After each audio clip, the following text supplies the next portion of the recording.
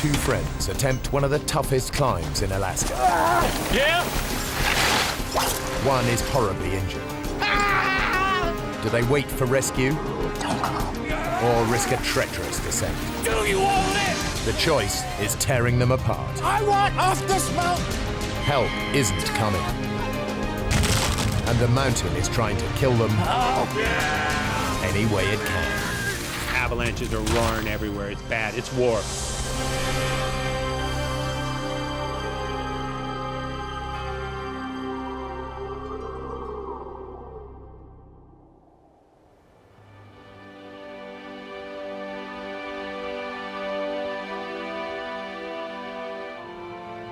Denali National Park, Alaska. 6 million acres of wilderness dotted with spectacular glaciers and rugged mountain peaks. It's a magnet for extreme climbers like Dave Nyman and Jim Sweeney.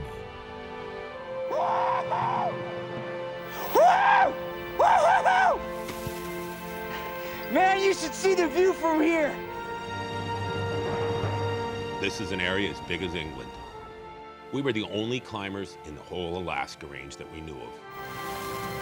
Jim Sweeney's idea of heaven is taking on a treacherous rock face with his good friend Dave Nyman, the man who taught him to climb. We've had great times in the mountains, thousands of hours, and we've taught each other a lot. Hey, come on, Nymo. Come on, keep up, slow coach. Great, Jim. Jim is a better climber overall than me. Dave and Jim are attempting a route up Mount Johnson that no one has conquered before, though many have tried. It's called the Elevator Shaft, a 2,000-foot ice climb in a wall of granite. I was looking for something steep and hard to do.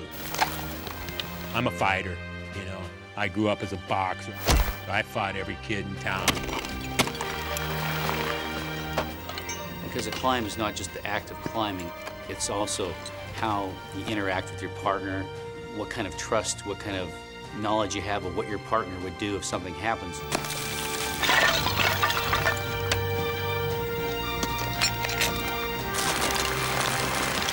Jim's taking out the rope and he's moving fast. He gets up to the end of each length of rope and he keeps pulling me up behind him. You just forget what's going on when you're going up. I'm climbing. I'm not thinking about anything else. I want to go up.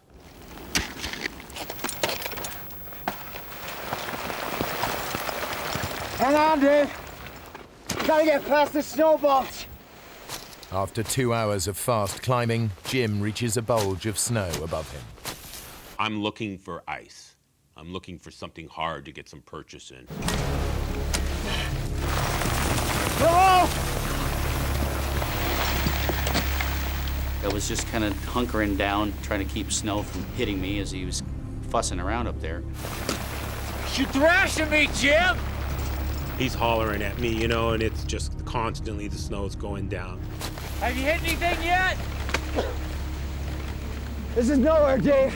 If I can't find some rock and ice to climb onto, I'll come down.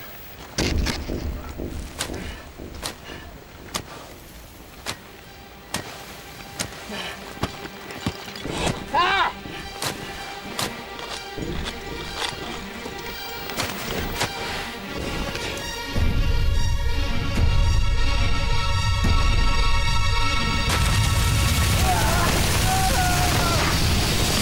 Cold wave of snow in a kind of a hissing roar that just whooshes by.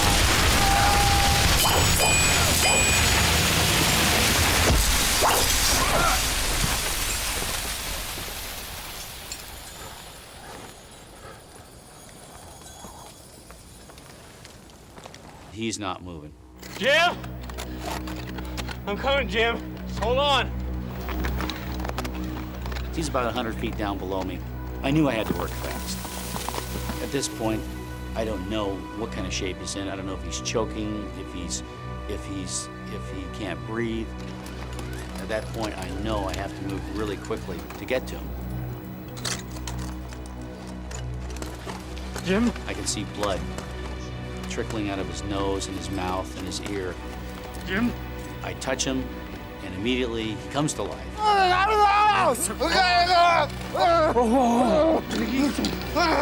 Jim, stay with me. I'm gonna get you down. Jim? Jim? Stay with me! I had to transition from being more or less the follower to being the leader. I knew everything was up to me from now on.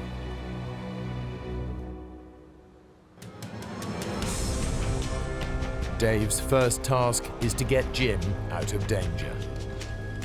He has to lower Jim's dead weight 1,000 feet down the near vertical rock face of the elevator shaft.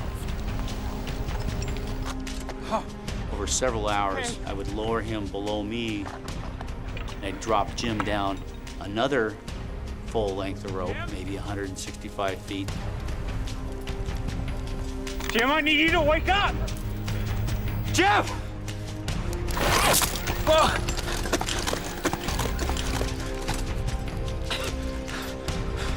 Okay, here we go. We're going again. It takes Dave the best part of 5 hours to lower Jim down to relative safety. Last bit, Jim.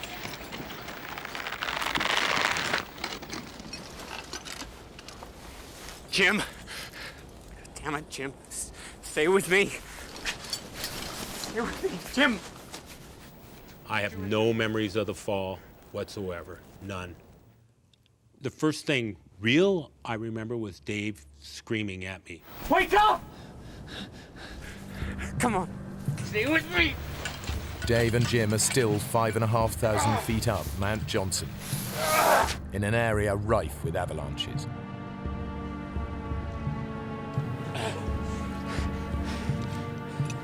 Battling deep snow and fading light, Dave drags Jim back to where they'd stashed their equipment. Jim has dislocated his hip. He drifts in and out of consciousness. Now Dave has to find a way of surviving the night. I dig straight into the hillside and move the snow from this 45-degree face. He digs a snow hole. The snow will insulate them from the plummeting temperatures of the oncoming night.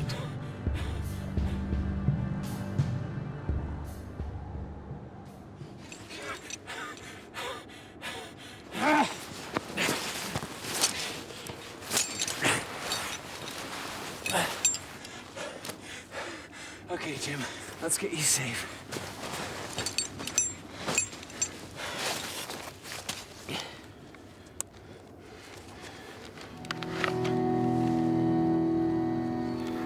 Jim's helmet's virtually shattered, and he's not moving.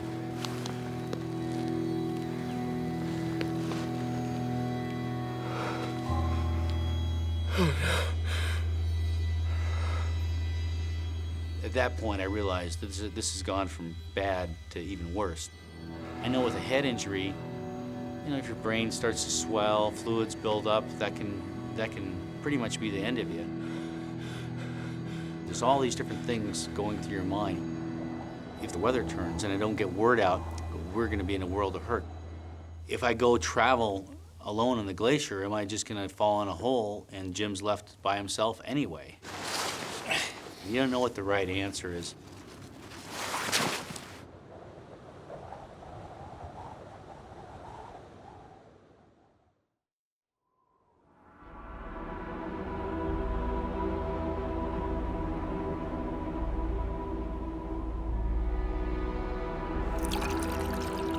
By morning, Jim is semi-conscious, and Dave has made a decision. He's going for help. Do you think you can light the stove? Don't go. Next thing I remember was in the morning, Dave's talking to me. He's telling me he's gonna leave. I told him, I don't want you to leave me. Don't leave me. I gotta go, Jim. I'm going for help. There's a ski hut up the gorge. Maybe there's people there.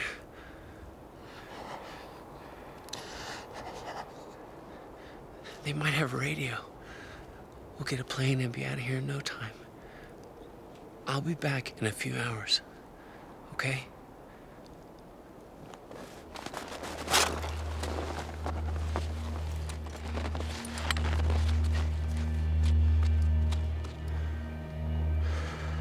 Leaving a partner in that kind of situation is, you might come back and he'll be buried or he'll be dead.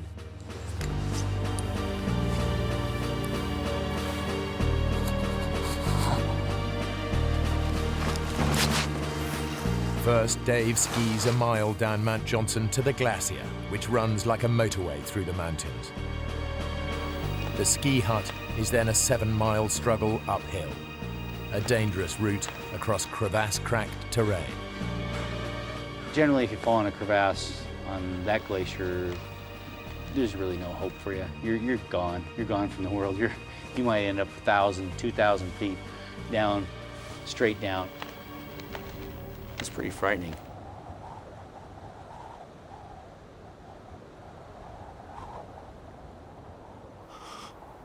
I don't know who I am. I'm freezing. My forehead's on fire, my body's cold. I'm laying there, I'm pounding, my heart's just going boom, boom, boom. The whole body's just going boom, boom, boom.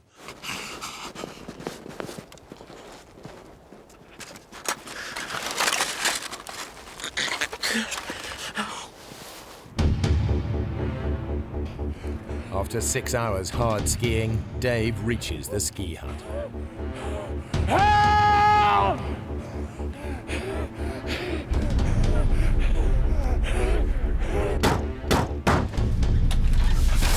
Yeah, radio. Radio. No. Oh, great. That means there's no cavalry coming today, and we can't just pick up the radio and call a plane passing overhead. Come and sit down. The group of skiers are on vacation. One of them is a paramedic. He agrees to go look for Jim. I'm greatly heartened by this, but I am shot. Just stay here and rest up. We'll see what we can do. And I told the 2 skiers leaving if they don't get to him tonight, they'll probably freeze. You're clear about where he is. You sure you can find him? We'll just follow your tracks. It's okay. Hey, be careful with him.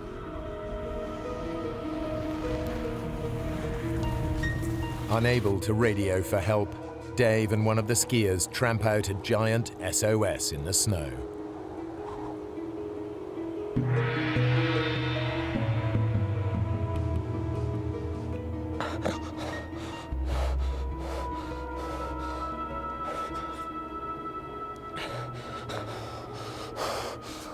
I can remember my fevered brow in the snow and still being warm, but my body freezing. You know, I can remember that feeling.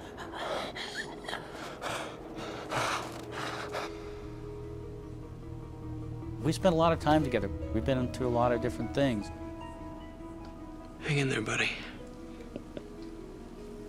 Jim would never give up. Miles away, alone and exposed on the mountain, Jim is losing his grip on reality again.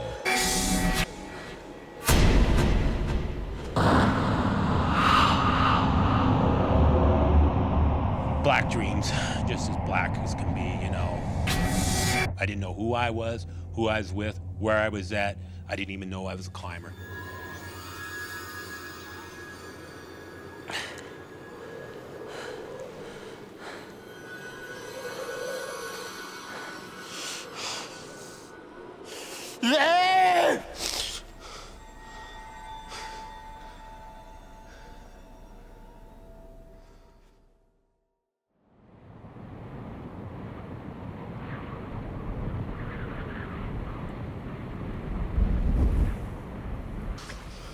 The next morning, Dave heads out to try and find the rescue party. They're already on their way up the glacier. They're towing a sled. My heart leaps. Oh, great, great. They're coming back. They've rescued Jim. And then I think there's no way they can ski as fast as they're skiing, towing Jim. Then my heart just drops. Where's Jim? Didn't you find him? Look, we skied all the way over to the base of that shaft thing. That's a hell of a climb. He explains to me that they looked up and they saw a few avalanches coming down, and they decided that they didn't have the proper equipment. It's too dangerous. Getting more people killed won't help anyone. I'm trying not to be angry. I can't believe what I'm hearing here. Will somebody come with me? I'm taking that sleeping bag. You go up there, and you're gonna die. I could feel them looking at me when I was skiing, because I was putting any anger I had right into my plan to save Jim. At that time, the clock was ticking. Every second I felt counted.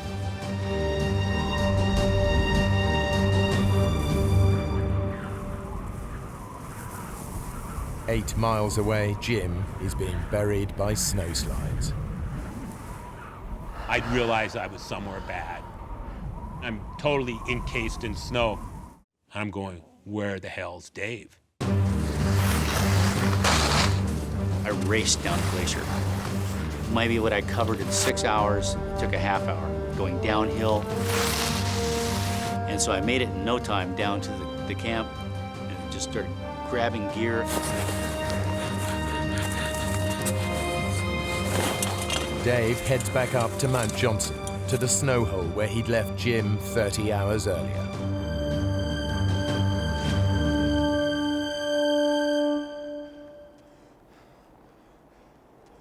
Jim!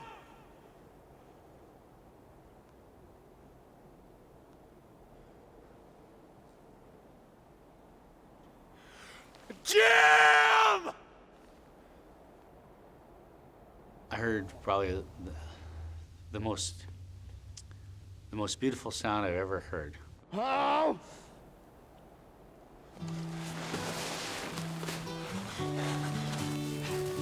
Oh! And I'm screaming, and I hear Dave. Jim?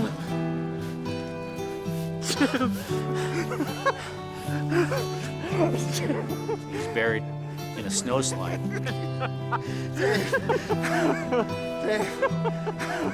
Buddy was smiling, just dumb and as happy as you would expect a person in his predicament to be.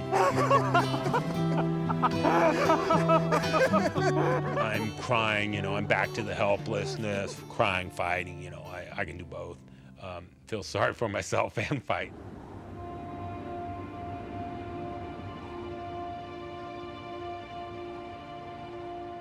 Dave pitches the tent near the snow hole, and at last Jim gets the opportunity to warm up. This is a nice, big, warm sleeping bag. Jim, I need to take a look at your hip. I think it might be broken. I know my hip's busted, you moron. I can take care of my hip. I'll stay in the bag, and you can pull me out of here. I don't believe that I have the ability to move Jim out of this area. Skiing off by myself, that's one thing, but I can't drag you out of here. I can't do that, Jim. Listen, there are people at the ski hut. They know we're here. Let's just hunker down and wait for help to come. Hey? Positively, 100%. He was waiting to get rescued. Dave's waiting for the rescue to come.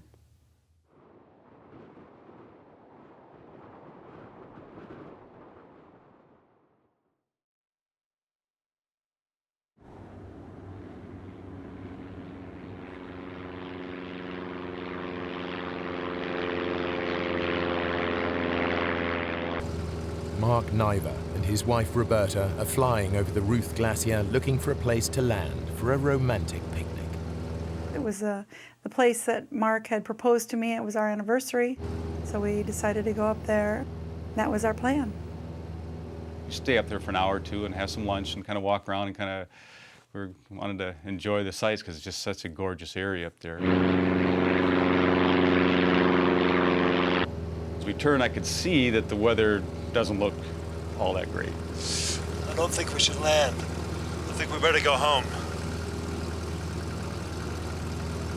Okay, hon.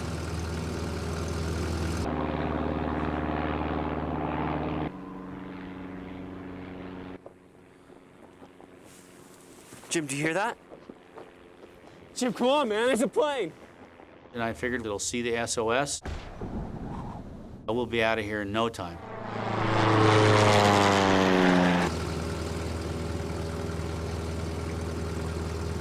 Roberta, look, SOS. We gotta go in. No, we don't, Mark. Roberta doesn't want to risk landing. She's 7.5 months pregnant.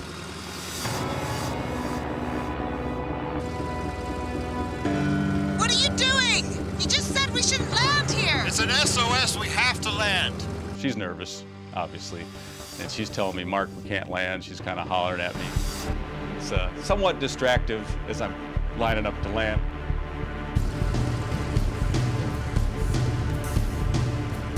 In the poor light, Mark can't tell if it's 3 feet or 30 feet down to the snow. He tries to abort the landing. That elevation, you know, the air is pretty thin. The engine doesn't perform at all like it should.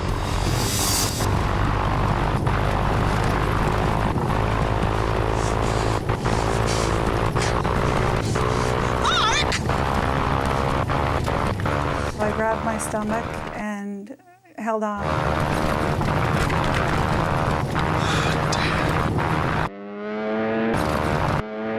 And all of a sudden, we just fell out of the sky.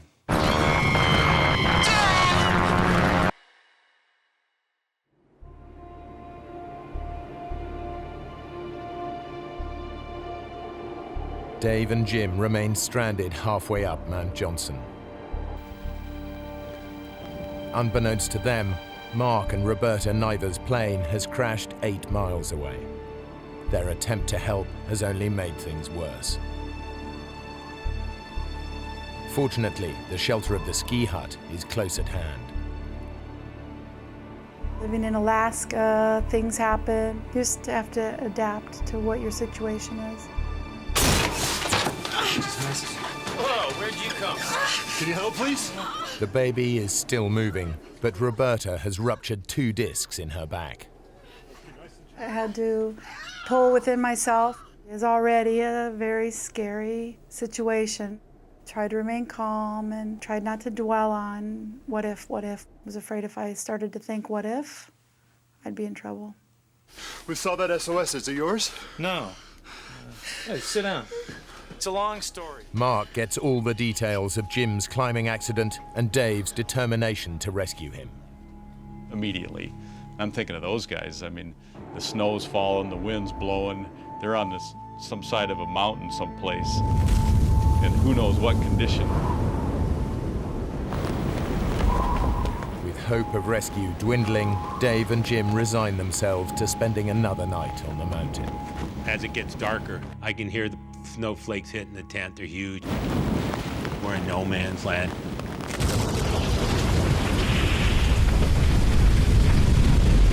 Maybe before midnight, we started hearing activity of avalanches in the area.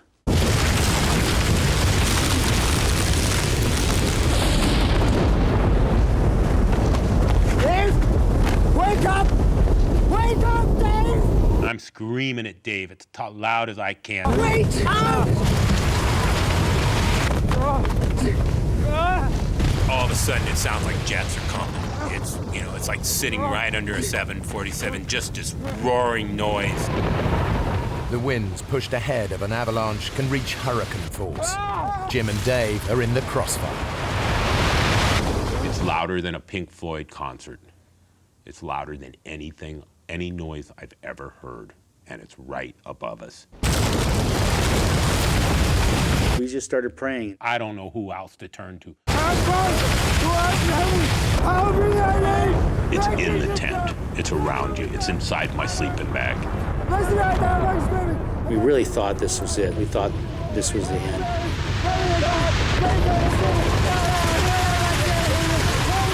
But we're saying these prayers just constantly, 3 every minute for hours. numerous times we were hit by 100-mile-an-hour wind blasts and just pelted with snow, but the big one didn't come.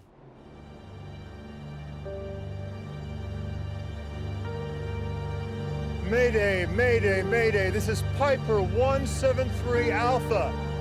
Mark's attempts to get a call out are hampered by the surrounding mountains that block the radio signal. Only a plane flying directly overhead will hear his call. We've crashed on Ruth Glacier. Do you read me? Over.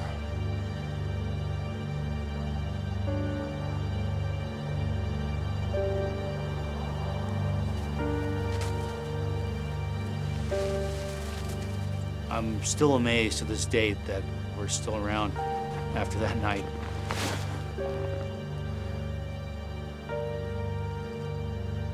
Dave? Jim has no intention of spending another night on the mountain. Okay, Dave. I'm ready to go. Let's go. We can't just stay here. We're sitting ducks. You gotta haul me out.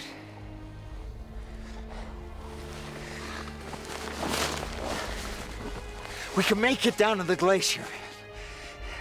Someone will see us there, man. No one will see us here. Jim, would you look?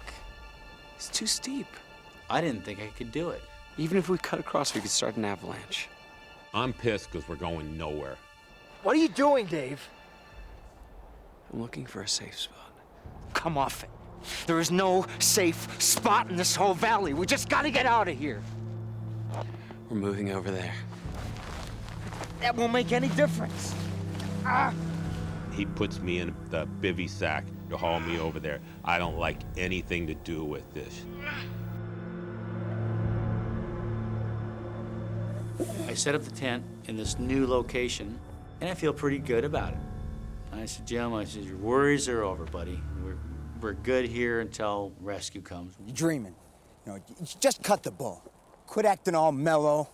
There's nothing mellow about this. You are always trying to swim upstream. What are you talking about? He's not fighting it. He's just kind of, letting it take him for a ride. No, I wish I could stand up and walk off this thing. We would be down in an hour if I could stand up, We gotta fight. What the heck are you talking about? Man against nature, what a bunch of crock of BS. I want to go down, Dave. Do you want to live? Do you want to live? Then do what I tell you to for once.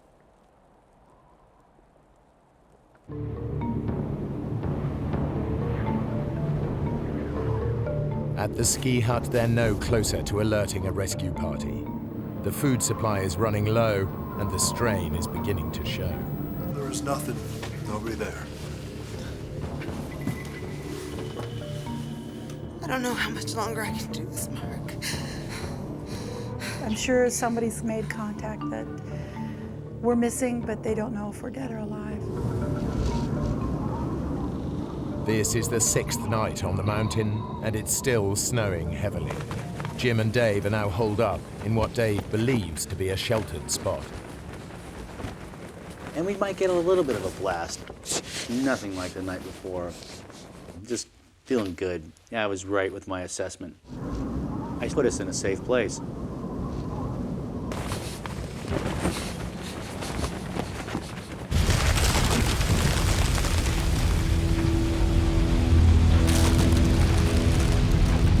Well, early in the morning, maybe 2 a.m., we heard a roar.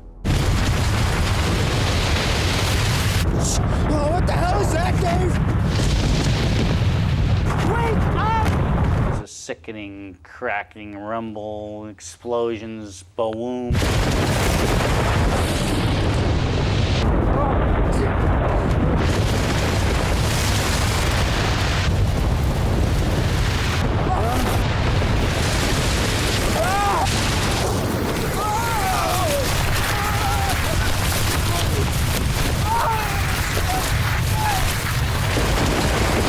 We fly downhill 200 feet, 300 feet.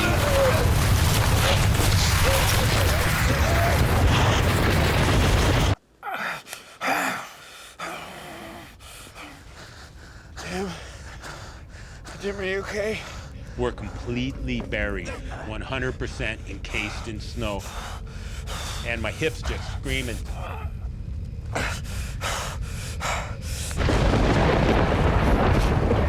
I can feel the pocket.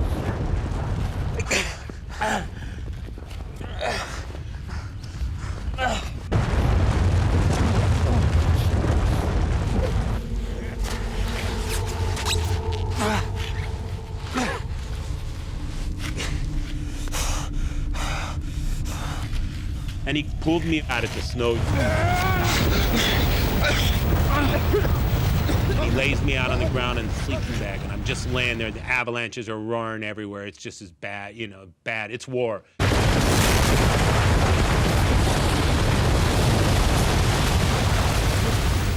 We're just laying out there with nothing. We can't find anything. There's nothing left, Dave! I was just scrambling like a madman. The shovel, it's the key survival tool you have in the mountains. Come on, me! Before another one comes! That's it! Come on, keep digging! Keep digging! Keep digging!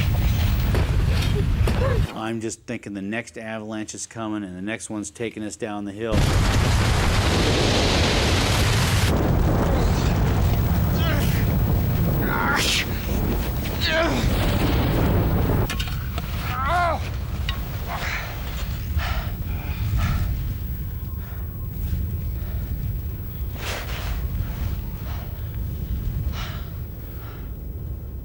You really could care less about the other person. Sure, you love the guy, but hey, at a certain level, you think about yourself first.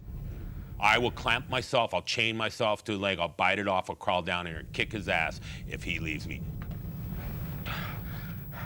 There's dark thoughts, darkness that creeps in a survival situation. I don't have to be here. I'm mobile. Why the hell don't I just get out of here?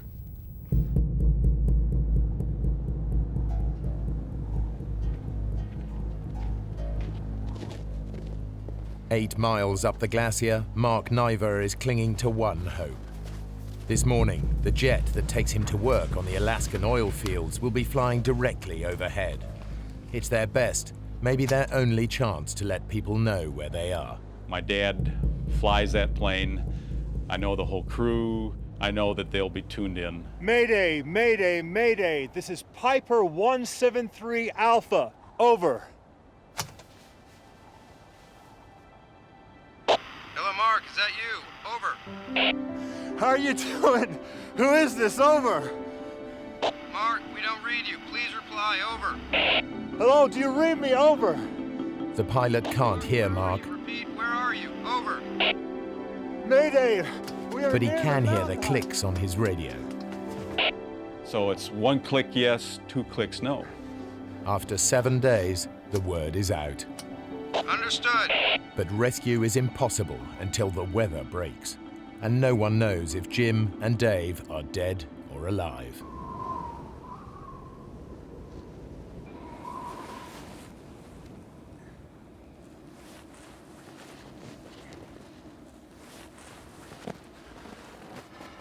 I was so whooped by the avalanches from the night before. It was like someone pointing a gun at your head, clicking the trigger, shooting it, and just missing your head. And it was like that for hours. When you looked at him, you just looked at this sagging face, uninspired, totally whooped man. Hey, Dave. Stop snowing, right?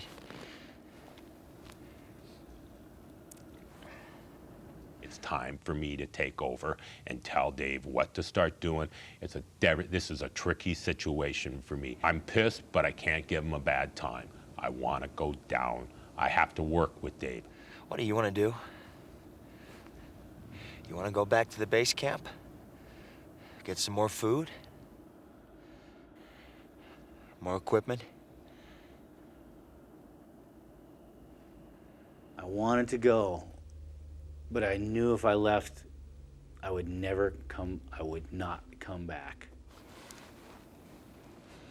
I had a chance to look myself in the eye and say, what's really important to you? And is your life worth more than this person's? What's happened to you, Dave?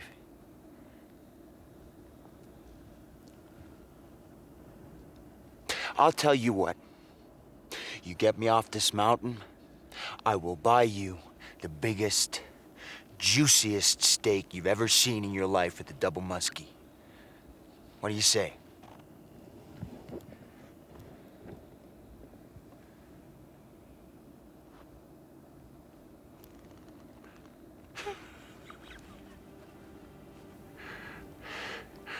I want a 36-ounce filet mignon. There's no such thing. That's what I want. Well, then that's what you're gonna get.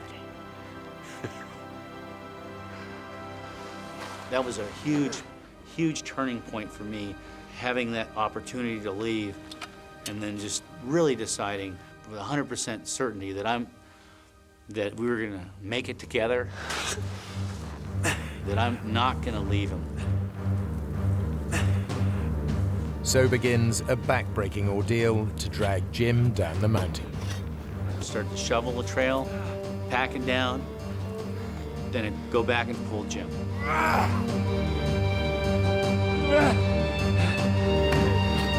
Doing it. See, I told you could do it. I love you, Dave. This is the most focused I've ever seen Dave in his life. He's really getting it together.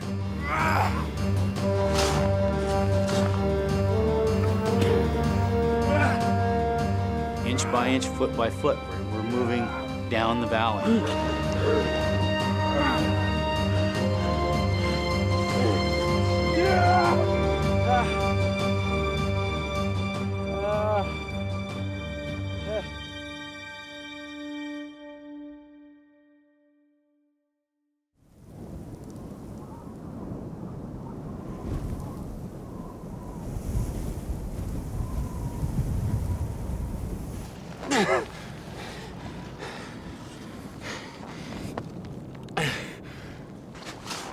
After 17 hours, they've gone less than half a mile closer to the glacier.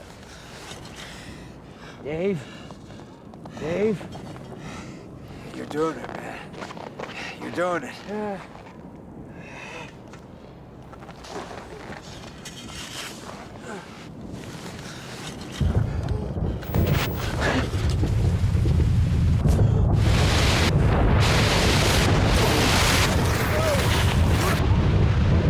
All of a sudden, we're flying downhill. I'm screaming bloody murder. And I pick up speed, and this is it. I'm falling. Free fall. Backwards. This is it.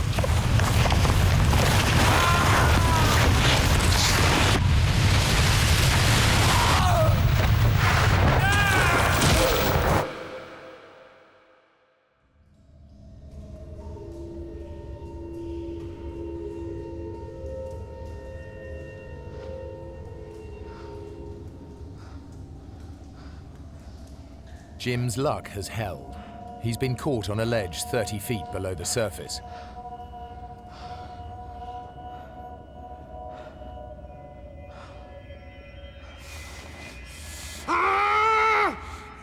Is that it? Is that all you got? I start screaming at God, you know. I'm telling him, I can take more. I can take more. Come on! I can take more!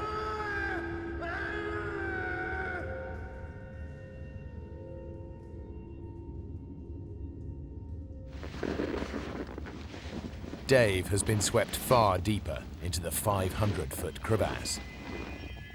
I just barely avoided going down to the bottom. You could kind of see 300-400 feet down it. Come on! I can take more! Jim.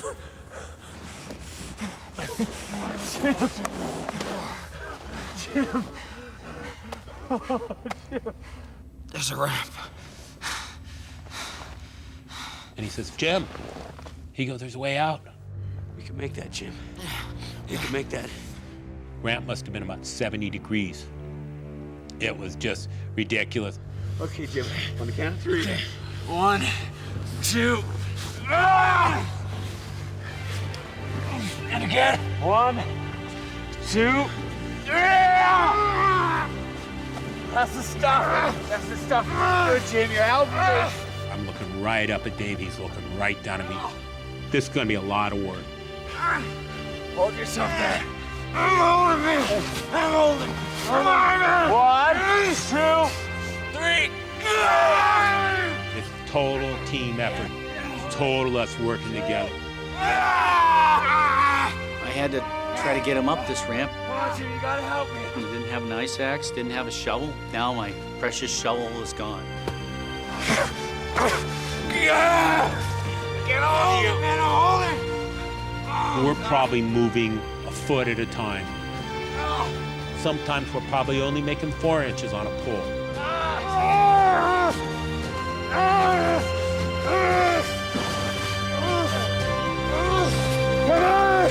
Come on, Jimmy. We're nearly there.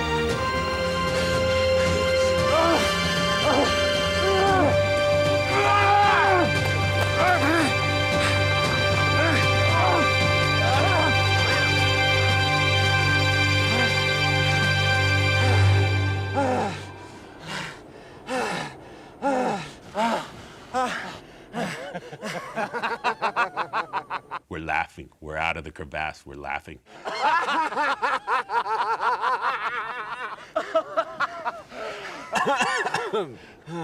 Dave, there's the glacier. Let's just go for it. Let's toboggan down right now.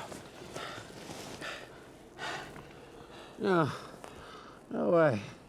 It's too steep. It's full of crevasses. I'm feeling invincible. I can slide over crevasses. Nothing's gonna kill me.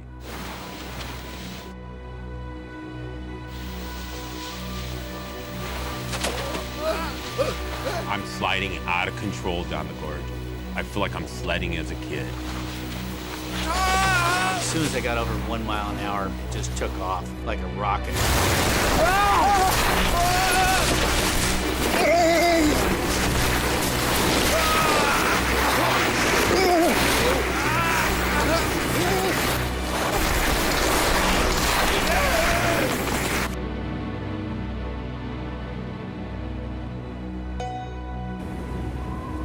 It doesn't look like we're going to be able to get in today at all. Visibility is too bad. Over.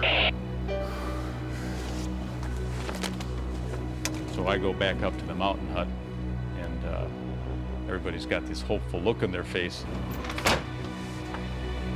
Looks like they're not going to be able to come in today. That's great. When I think back, it's amazing I remained as calm as possible until I started crying. I just started losing it.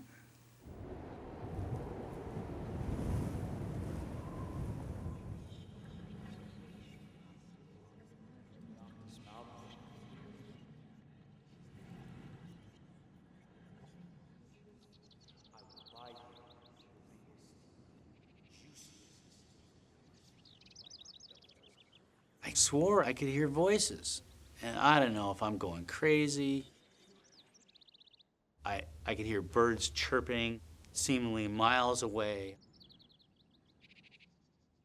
I could hear the tinkle of the snowflakes as it hit the snow. My senses became very acute.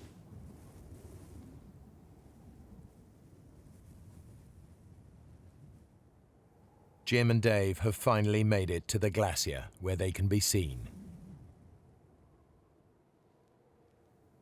It may be too late. I am starving. I haven't eaten but a few tablespoons in the week and maybe had a couple sips of water. If we don't get picked up now, I'm gonna die soon.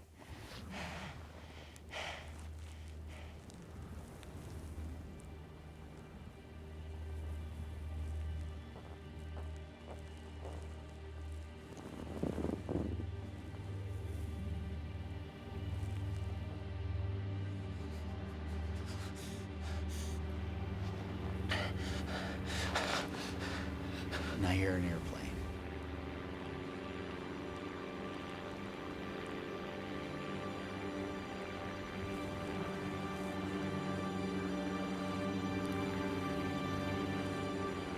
see a little red dot coming up the glacier.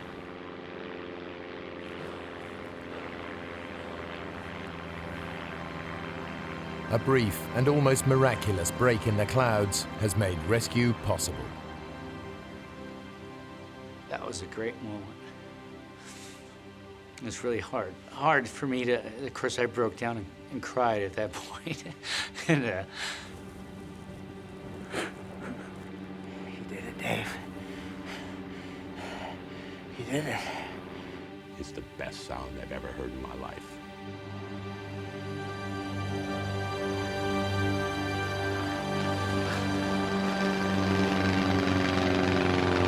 God, it's like we're at the pearly gates.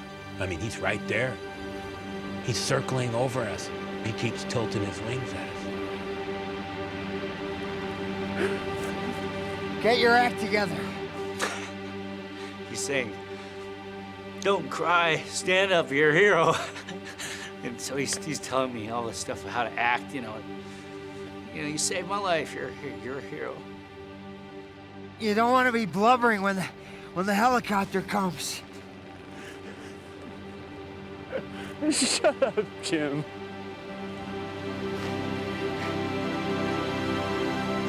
Alerted by Mark's radio, planes have been flying above the clouds searching until the weather suddenly cleared. Those few minutes of sunlight have saved them all.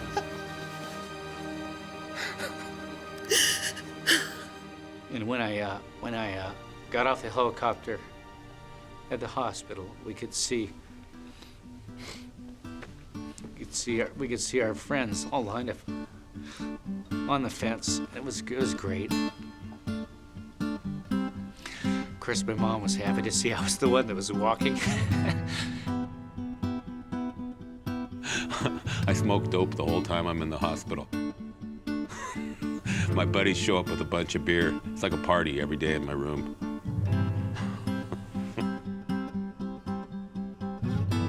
Eight weeks later, Roberta gave birth to a healthy baby boy. Though Jim never fully recovered from his hip injury, it didn't stop him climbing. Dave is now a father and doesn't climb as much as he'd like to. For his efforts to save Jim, Dave was awarded the Carnegie Medal for bravery.